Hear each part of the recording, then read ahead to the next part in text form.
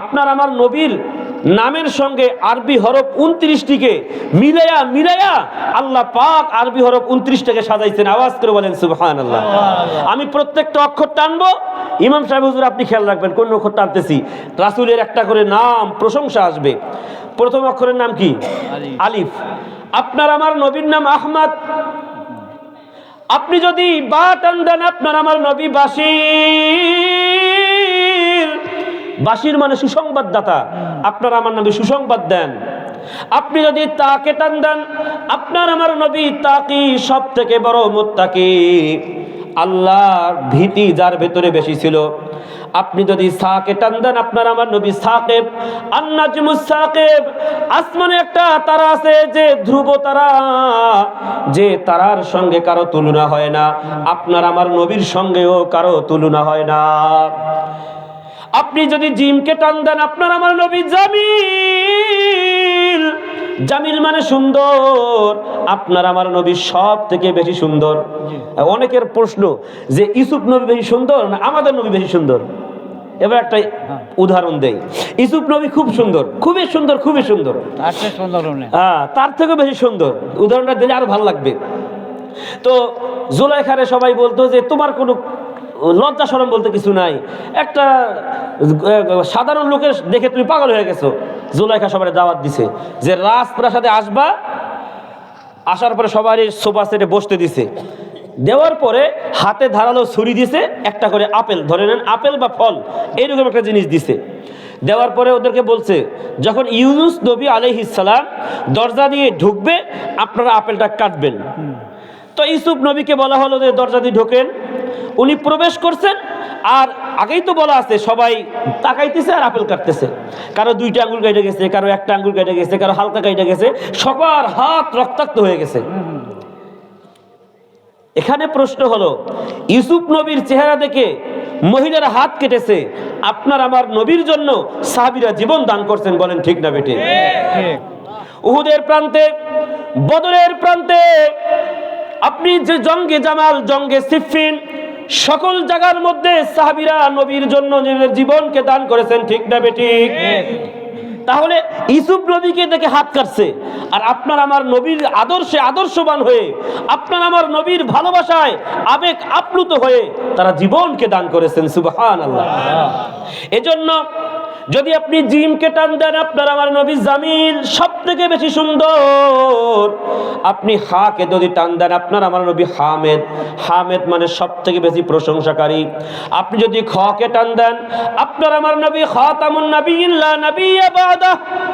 কাদিয়ানীরা বলে যে নবীর পরে নবী আছে, আপনার আমার নবীর পরে আর কোন নবী নাই। বলেন ঠিক না বেঠিক?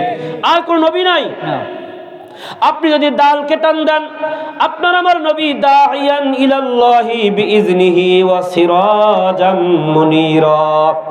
আপনি যদি জালকে টান দেন, আপনার আমার নবী জাইরুল জান্নাহ, দুনিয়া থেকে জান্নাতকে ভ্রমণ করেছেন। আওয়াজ করে বলেন সুবহানাল্লাহ। এই যে তায়েফে গিয়ে মাইর খাইল না, মাইর খাওয়ার পরে নবী মুহাম্মদুর রাসূলুল্লাহ তৃতীয়বার যখন বেহুশ হয়ে উঠে গেলেন, বেহুশ হওয়ার পরে আসমানের দিকে হাত 2টা বাড়িয়ে দিয়ে মালিককে ডেকে বলে, আসমানের মালিক আল্লাহ, কোন জাতির কাছে পাঠাইলা মালিক? তারা তো আমাকে আঘাত করতে করতে শেষ করে দিল। আল্লাহ বললেন যে নবীজি, আপনাকে মারপিট করলো, দাঁড়ান। এই মেরাজের ঘটনার পরে আল্লাহ পাক নবী মুহাম্মদুর রাসূলুল্লাহকে বিশেষ সম্মান দেওয়ার জন্য ফাকানা কাবা কাউসাইনি আও আদনা, আল্লাহর নবীকে বাইতুল মুকাদ্দাস থেকে প্রথম আসমান, দ্বিতীয় আসমান, তৃতীয় আসমান, চতুর্থ আসমান, সপ্তম আসমান, লৌহ কলম, আরশ কুরসি, আলা লাহুল আম ওয়াল খালক, দায়রায়ে ইমকান, দায়রায়ে জিলাল, সব কিছু সেট করে আল্লাহ পাকের সামনে নিয়ে, আল্লাহর বাড়িতে নিয়ে রাসূলকে মেহমান বানাইছেন। আল্লাহু আকবার, আল্লাহু আকবার। তাহলে মায়ের খাইল কোথায়? তায়েফে। তায়েফের পরে আল্লাহ রাসূলকে দাওয়াত দিয়ে নিয়ে গেল কোথায়? আরশে আজিমে। এই আরশে আজিমের বয়ান যদি করি, এক আশ্চর্য বিষয়, আল্লাহ কিভাবে সৃষ্টি করেছেন। আমরা যে আসমান দেখি, আসমানে ধোঁয়া ধোঁয়া। প্রথম আসমানটার নাম হলো রাকিয়া। এই আসমানটাকে আল্লাহ তৈরি করেছেন লোহা দিয়া। আসমানটা 500 বছর পরিমাণ রাস্তা মোটা, এর উপরে মহাশূন্য 500 বছর পরিমাণ ফাঁকা। এইভাবে আপনি সপ্তম আসমান যাবেন। পৃথিবীর জমিন থেকে সপ্তম আসমানের ছাদে যাওয়ার পর যতটুকু দূরত্ব হবে এই পরিমাণ আরো উপরে গেলে আল্লাহ বলেন ইনদা সিদরাতিল মুনতাহা ইনদাহা জান্নাতুল মাওয়া। এই আল্লাহ ওখানে নিয়ে কোরআনে বলেন ফাকানা কাবা কাউসাইনি আও আদনা। ধনুক চেনে ধনুক? এই ধনুকের যতটুকু পার্থক্য আল্লাহ পাক কাছাকাছি নিয়ে নবীকে বললেন, নবীজি আপনি তায়েফে মার খেয়েছেন না, যান আপনাকে এমন সম্মান দিলাম, আপনি মেজবান, আমি আল্লাহ, আপনি হলেন মেহমান, আমি আল্লাহ মেজবান, আমার বাড়িতে আপনাকে ডেকে এনে আপনাকে সম্মান দিলাম এবং আপনাকে হাদিয়ে দিলাম নামাজ। আওয়াজ করে বলেন সুবহানাল্লাহ। কোন অক্ষর চলতেছে হুজুর?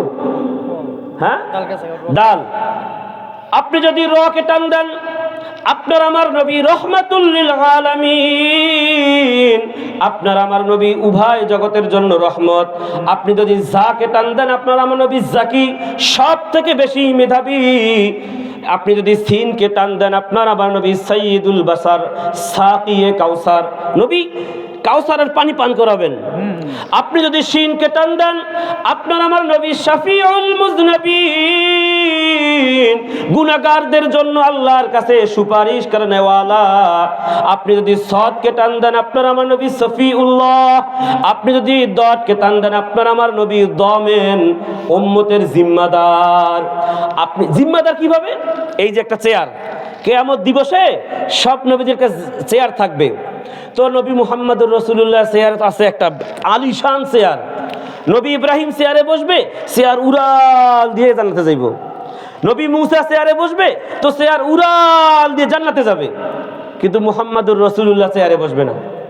ওই যে বললাম রাসূল জিম্মাদার, জমেন জিম্মাদার। বলবেন যে ইয়া রাসূলুল্লাহ চেয়ারে বসেন না কেন? জিবরাইলকে বলবে, জিবরাইল আমিন যদি এই চেয়ারে বসি আর এই চেয়ার যদি আমাকে উড়াল দিয়ে জান্নাতে নিয়ে যায়, আমার গুনাহগার উম্মতের হবে কি? আল্লাহু আকবার। এজন্য ওয়ায়াকুলু আদম সফিউল্লাহ নাফসি নাফসি, ওয়ায়াকুলু ইব্রাহিম খলিলুল্লাহ নাফসি নাফসি, ওয়ায়াকুলু ইসমাঈল যাবিহুল্লাহ নাফসি নাফসি, ওয়ায়াকুলু মূসা কালিমুল্লাহ নাফসি নাফসি, ওয়ায়াকুলু দাউদ খলিফাতুল্লাহ নাফসি নাফসি, ওয়ায়াকুলু ইউসুফ সিদ্দিকুল্লাহ নাফসি نفسي، ويقول نوح نجي الله نفسي نفسي، ويقول نبينا وحبيبنا محمد رسول الله صلى الله عليه وسلم উম্মতি উম্মতি ইয়া উম্মতি। সকল নবী বলবে নাফসি নাফসি, আল্লাহ আমাকে বাঁচাও, আল্লাহ আমারে বাঁচাও, আল্লাহ আমারে বাঁচাও।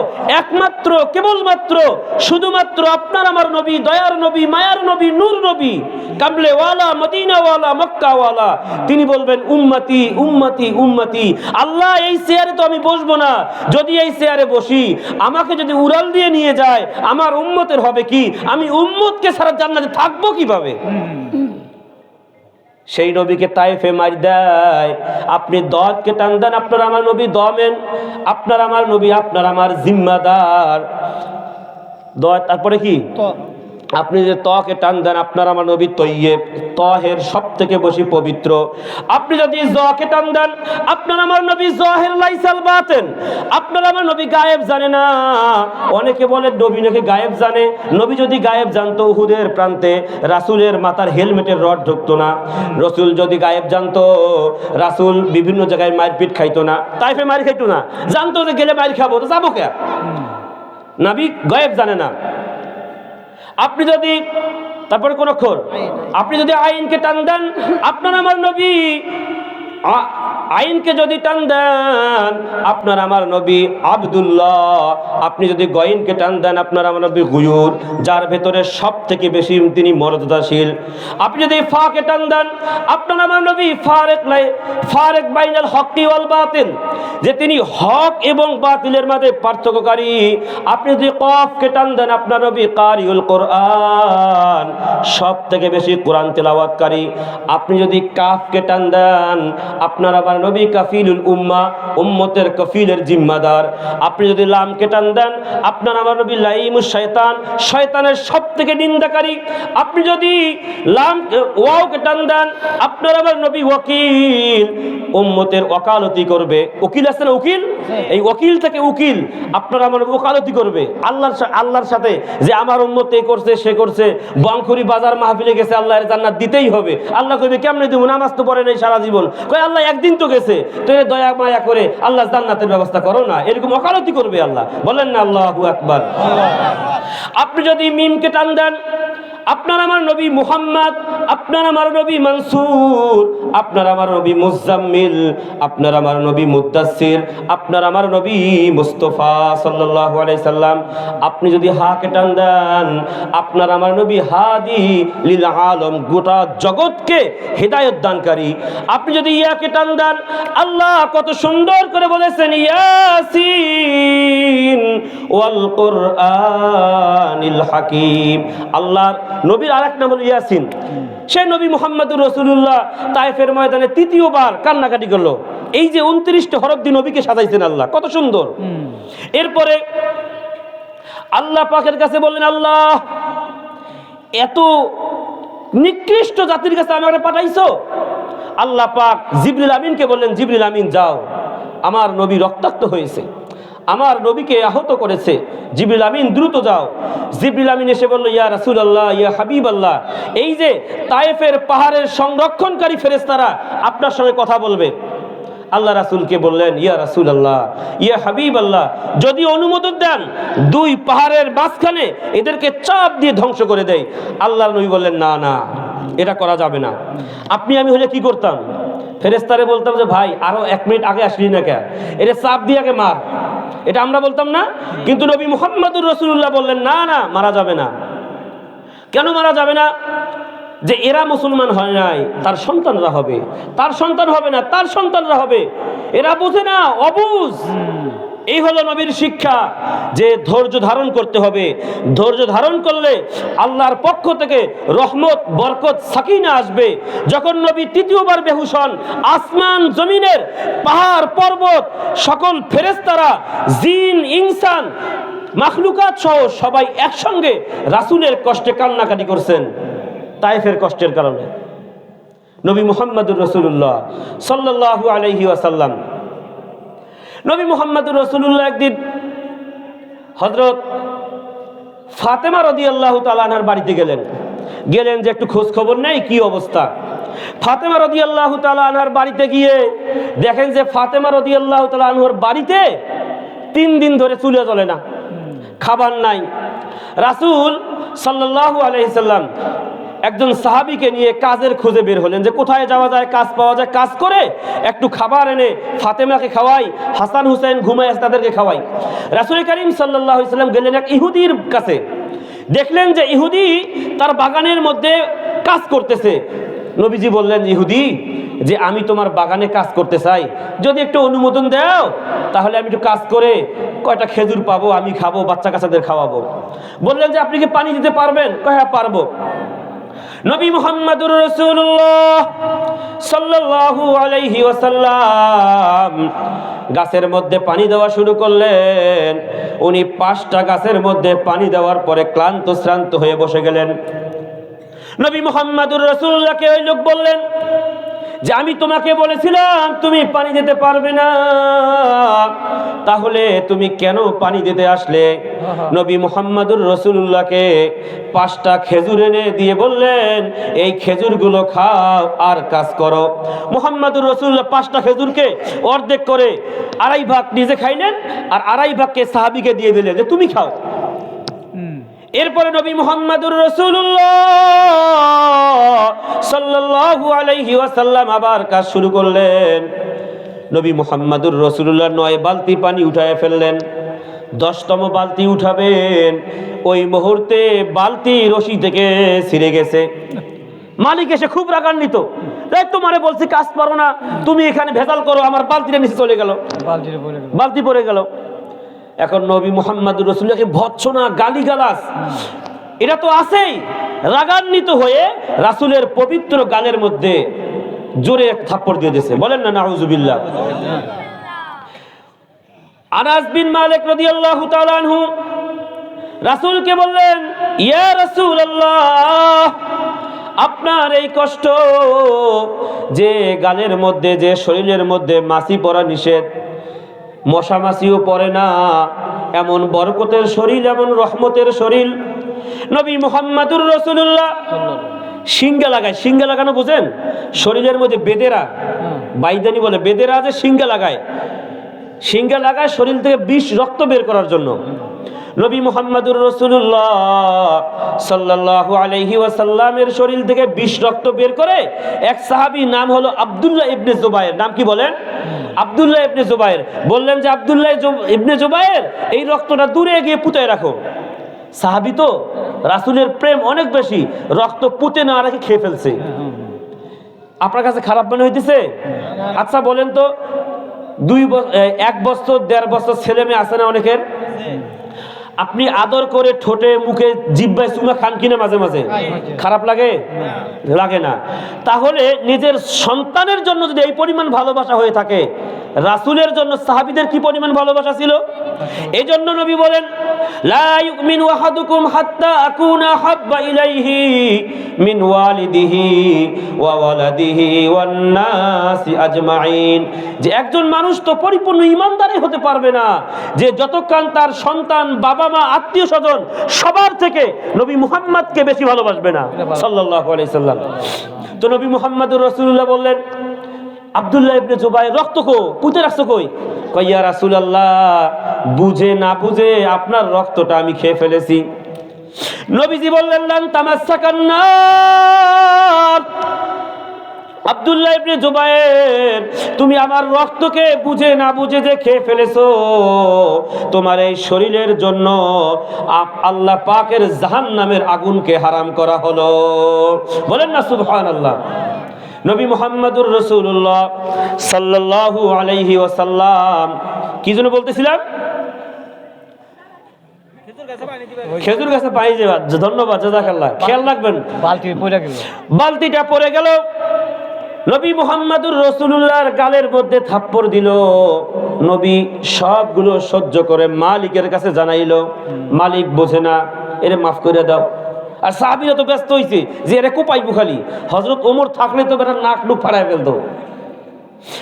আল্লাহ রাসূল সাল্লাল্লাহু আলাইহি সাল্লামকে খুবই ভর্ৎসনা করে আল্লাহ রাসূল, ওই সাহাবী বলল, ইয়া রাসূলুল্লাহ, একটু কূপের পাশে আসেন, মালিকের কাছে দোয়া করেন। নবী মুহাম্মদুর রাসূলুল্লাহ সাল্লাল্লাহু আলাইহি ওয়াসাল্লাম কূপের পাশে এসে আল্লাহর কাছে বললেন, মালিক, ও মালিক আল্লাহ, আপনি কূপের পানিগুলোকে একটু উপরে উঠাইয়া দেন। আল্লাহর রহমতে পানিগুলো উতলাইতে উতলাইতে উপরের দিকে আসলো। বলেন বালতি নিচে না উপরে? বলেন বালতি কোথায়, নিচে না উপরে? বালতি উপরে। আল্লাহ রাসূল বালতিকে নিয়ে ওই ইহুদিকে দিয়ে বলল, ইহুদি, এই তোমার বালতি দিলাম, এখন যে আমার থাপ্পড় দিলে এটার কি হইব? এখন তো কাচুমাচু খায় যে কি করবো, এখন ভুল হয়ে গেছে। ওই যুবক বাড়িতে ফিরে গেল, মদিনায় বাড়ি। নবী মুহাম্মদুর রাসূলুল্লাহ সাল্লাল্লাহু আলাইহি সাল্লামের বিবরণ, বাড়িতে গিয়ে স্ত্রীকে বলল যে আমি তো আজকে মারাত্মক ভুল করছি। কি ভুল? কয়, একজন মানুষকে আমি থাপ্পড় দিছি। কয়, লোকটা দেখতে কেমন? কয়, লোকটা দেখতে খুব সুন্দর। চুলগুলো কেমন? কয়, চুলগুলো কুকরানো। আর কেমন? কয়, দাঁতের মাঝখানে ফাঁক ফাঁক আছে। কয়, আর কেমন? কয়, দেখতে বীর বাহাদুর মনে হয়। কয়, উনিই তো শেষ নবী, নবী মুহাম্মদুর রাসূলুল্লাহ। বলেন সাল্লাল্লাহু আলাইহি সাল্লাম। ওই ইহুদি বলল, বিবি, আমি যে এই ভুল করলাম, এখন আমার কি হবে? ধারালো একটা তরবারি এনে নিজের যে হাত দিয়ে নবীকে থাপ্পড় দিয়েছে, হাতটাকে 2 টুকরা করে ফেললো। এই রক্তাক্ত হাত দিয়ে নবী মুহাম্মদুর রাসূলুল্লাহ সাল্লাল্লাহু আলাইহি ওয়াসাল্লামের কাছে গিয়ে কাঁদতেছেন আর বলতেছেন, নবীজি, আমি যে আপনাকে থাপ্পড় দিয়েছে নবীজি, আমাকে মাফ করে দেন, আর আমার আল্লাহ কি আমাকে মাফ করবে? নবীজি বললেন, ও যুবক, তুমি যদি মালিকের দরবারে তওবা করতে পারো, মালিক তোমাকে মাফ করবে তো করবে, মালিক তোমাকে শ্রেষ্ঠ মানব হিসাবে ঘোষণা দিয়ে দিবে। সুবহানাল্লাহ। আল্লাহ রাসূল বললেন, যুবক তাহলে পড়ে নাও লা ইলাহা ইল্লাল্লাহু মুহাম্মাদুর রাসূলুল্লাহ সাল্লাল্লাহু আলাইহি ওয়াসাল্লাম। এখন এই হাতটা নবীজি বলেন, তোমার হাত কো? কয় হাত তো ব্যাগের ভিতরে। কয় হাতটা বাইর করো। হাত বাহির করছে। ভাই খুব মনোযোগ দিয়ে শোনেন, হাতটা বাহির করছে। বাহির করার পর নবী মুহাম্মাদুর রাসূলুল্লাহ এই কাটা হাতটাকে আপন জায়গায় রেখে বলল, চাপ দিয়ে ধরো। ওই ইহুদি এখন তো মুসলমান হয়ে গেছে, চাপ দিয়ে ধরছে। রাসূল থুতু নিয়ে একটু ঘষা দিয়ে বলল, আল্লাহ, যে থুতুর কারণে গারে হেরার মধ্যে যে আত্মগোপন করেছিলাম, ঘটনা জানেন না? আবু বকর সিদ্দিক আল্লাহ রাসূলের রানের ভিতরে শুয়ে গেছে। আবু বকর সকল ছিদ্র বন্ধ করে দিল, একটা ছিদ্র আর বন্ধ করার মতো কিচ্ছু নাই। পরে ওনার পা লাগাই দিয়েছে। বিষধর সাপ নবীজিকে দেখবে, কয় তুমি আমাকে নবীকে দেখতে দিবা না? বিষধর সাপ আবু বকরের পায়ে ঠোকর মারছে। উনি বিষের জ্বালায় কাঁদতেছিল। ওনার চোখের পানি আল্লাহ রাসূলের চেহারায় যখন পড়ে গেল, আল্লাহ রাসূল জীবিত হয়ে বললেন, হুশে এসে ঘুম থেকে জেগে বললেন, আবু বকর কি হয়েছে? বলল, ইয়া রাসূলুল্লাহ, বিষধর সাপ আমারে ঠোকর মেরেছে, আমাকে দংশন করেছে, এই ব্যথায় আমি কাতর। আল্লাহ রাসূল থুতু নিয়ে লাগাই দিলেন, বিষ পানি হয়ে গেল। আওয়াজ করে বলেন সুবহানাল্লাহ। আল্লাহ রাসূল বললেন, মালিকের দরবারে, আসমানের মালিক আল্লাহ, যেভাবে আবু বকরের বিষকে তুমি পানি করে দিয়েছো রে মালিক, সেভাবে এই যুবকের হাতটাকে তুমি জোড়া লাগাইয়া দাও। ভাই আল্লাহ পাকের কি কারিশমা! রাসূলের থুতু মুবারকের কারণে ওই খণ্ডিত হাতটি জোড়া লাগাইয়া গেল। এমনকি ওই হাতের মধ্যে আগের তুলনায় এখন বেশি শক্তি পায়। সুবহানাল্লাহ। নবী মুহাম্মদুর রাসূলুল্লাহ একজন এতিম সাহাবী এসে বললেন, ইয়া রাসূলুল্লাহ, ইয়া হাবিবাল্লাহ, আচ্ছা ওই যে এলাকায় দেখবেন কিছু আম গাছ, খেজুর গাছ, নারিকেল গাছ, গোড়া এখানে, ওর মাথা হলো 10 মিটার দূরে, এমন আছে না ভাই? মানে গোড়া এক জায়গায়, মাথা হলো আর এক জায়গায়। এটা কেমনে হয়? হয়তো ভাই লাগায় আসছে, ঝড় তুফানের কারণে গাছটা বাঁকা হয়ে গেছে, আর দেখতে যায় না এইভাবে বড় হয়েছে, তো গোড়া এক জায়গায়, মাথা হলো আর এক জায়গায়। তো নবী মুহাম্মদুর রাসূলুল্লাহর কাছে একজন এসে বলল, ইয়া রাসূলুল্লাহ, এই যে খেজুর গাছটা আমার না, একটা ইহুদির খেজুর গাছ, খেজুর গাছটার মাথা হলো আমার বাড়ির উপরে, গোড়া হইলো ইহুদির বাড়ির ওখানে। এখন খেজুর যদি পড়ে যায়, আমার পোলাপান খাইলে, ইহুদি বেটা এত খারাপ, পোলাপানের মুখ থেকে খেজুর বাড়ি করে নেয়। এইরকম লোক সমাজে আছে না নাই বলেন? আমাদের এলাকায় আছে। মানে যদি গাছের আমও পড়ে, তাহলে বাড়িতে এসে খুঁজে নিয়ে যে আমটা দাও। 1400 বছর পরে যেরকম এইরকম লোক পাওয়া যায়, আল্লাহ রাসূলের যুগেও ছিল। ওই এতিম সাহাবী বলতেছে, ইয়া রাসূলুল্লাহ, একটা খেজুর যদি পড়ে যায় আর আমার কলিজার টুকরে বাচ্চা যদি মুখে দেয়, মুখ থেকে বাহির করে লয়ে যায়। নবী মুহাম্মদুর রাসূলুল্লাহ বললেন যে এটা কোনো কথা? আল্লাহ রাসূল বললেন যে ওই ইহুদির নাম হল আবু লুবাবা। বলল, আবু লুবাবা, তোমার এই খেজুর গাছটা এতিম লোকটারে দিয়ে দাও না। কয়, না আমি দিব না। কয়, দেও, আমি জান্নাতে তোমার জন্য গাছের ব্যবস্থা করবো। কয়, আমি তো ইমানে আনি নাই, জান্নাত টানাত আমার কি আবার, আমি এটি বুঝি না, আমি নগদে বিশ্বাসী। কয়, তাহলে বিক্রি করো। কয়, বিক্রি করবো না। এই ঘটনাটা আরেকজন সাহাবীর নাম হল আবু দাহদা। পাশ দিয়ে আবু দাহদা যাচ্ছেন। আবু দাহদা রাদিয়াল্লাহু তাআলা আনহু আল্লাহ রাসূলকে বললেন, ইয়া রাসূলুল্লাহ, নবীজি, আমি যদি এই খেজুর গাছটা ক্রয় করে ওই এতিম সাহাবীকে দেই, আপনি কি আমার জন্য ওয়াদা করবেন যে জান্নাতে আপনি আমার জন্য একটা গাছের ব্যবস্থা করবেন? বুখারীর হাদিসে এসেছে, জান্নাতে যদি কেউ গাছের একটা মালিক হয়, ওই গাছের ছায়াটা অতিক্রম করতে একটা উটের উপর চড়ে, ঘোড়ার উপর চড়ে যদি রওনা করেন 100 বছর লাগবে। কয়শো বছর? তাহলে গাছ কত বড়, গাছের ছায়া কত বড়? তাহলে 100 বছর লাগবে ওই ছায়া অতিক্রম করতে। আর আখিরাতের একদিন পৃথিবীর 50,000 বছর, মানে আখিরাতের একদিন পৃথিবীর কত বছর ভাই? 50,000 বছর। তাহলে কত বড় ছায়া হবে? এই হাদিস আবু দাহদা জানে। নবীজিকে বললেন, নবীজি, মদিনায় আমার একটা সুন্দর খেজুর বাগান আছে, যে খেজুর বাগানে 600 থেকে 700 খেজুর গাছ, আমাকে যদি জান্নাতের গ্যারান্টি দিতে পারেন নবীজি, আমি এই 600-700 খেজুর গাছওয়ালা বাগানটা এবং ওর ভেতরে যে আমার বাড়ি আছে সবগুলো দিয়ে দিব। নবীজি বললেন, আবু দাহদা, যাও, তুমি যদি ব্যবস্থা করতে পারো, আমি নবী তোমার দায়িত্ব নিলাম, জান্নাতে তোমার জন্য আমি নবী একটা গাছের ব্যবস্থা করব। আওয়াজ করে বলেন সুবহানাল্লাহ। নবী মুহাম্মদুর রাসূলুল্লাহ সাল্লাল্লাহু আলাইহি ওয়াসাল্লামকে কথা দিয়ে আবু দাহদা বাড়ির দিকে গেলেন। বাড়িতে গিয়ে বিবিকে ডাক দেয়, বাগানের দরজা থেকে, বিবি একটু বের হয়ে আসো। বিবি বের হয়ে আসলেন। আবু দাহদা বললেন, আমি তো একটা ব্যবসা করেছি আল্লাহর সাথে। ব্যবসা কার সাথে ভাই? আল্লাহর সাথে ব্যবসা। আমি তো আল্লাহর সাথে ব্যবসা করেছি, আমি 600 গাছ দিলাম, মালিক আল্লাহর কাছে জান্নাতে একটা গাছ চাই। এইভাবে স্ত্রীকে বলল। স্ত্রী শুনে বলল, আল্লাহু আকবার, তুমি ভালোই ব্যবসা করছো, আরে এই ব্যবসাই তো দরকার। আল্লাহ পাক রব্বুল আলামিন যে সাহাবী তার একটা গাছের জন্য ওই গাছটা 600 গাছ দিয়ে ক্রয় করে ওই এতিম সাহাবীকে একটা গাছ দিয়ে দিলেন, আর আল্লাহর নবী তার জন্য জান্নাতের গ্যারান্টি দিলেন। আওয়াজ করে বলেন সুবহানাল্লাহ।